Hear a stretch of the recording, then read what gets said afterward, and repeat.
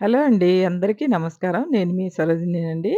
ఈరోజైతే ఇలాగా అన్నీ అమర్చి పెట్టుకున్నానండి. మనం తులసి కోట దగ్గర ఇవన్నీ తీసుకెళ్తామండి. ఒక అగరబత్తులు మాత్రం పక్కన పెట్టానండి. అవి ఇందులో పట్టట్లేదని.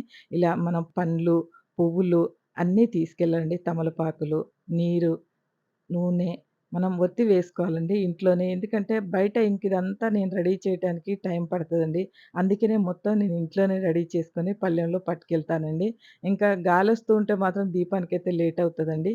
ఇయన్నీ వస్తువులైతే మనకి తులసమ్మకు వెలిగించటానికి, దీపం పెట్టుకోవడానికి, పూజకైతే కావాల్సిన వస్తువులండి. నాకైతే ఇవన్నీ పడతాయండి. లేని రోజు ఏదో ఒకటి పెట్టైనా పూజ చేసుకుంటామండి. ఏది లేకపోయినా కూడా చేసుకుంటాను. కానీ మీకిలా ఈ పళ్ళెమైతే నేను రెడీ చేశానని నేనెలా చేసుకున్నానో చూపెడుతున్నానండి మీకు. ఇలాగా చక్కగా అమ్మవారికి 2 మందార పూలు తెచ్చారండి మా వారు.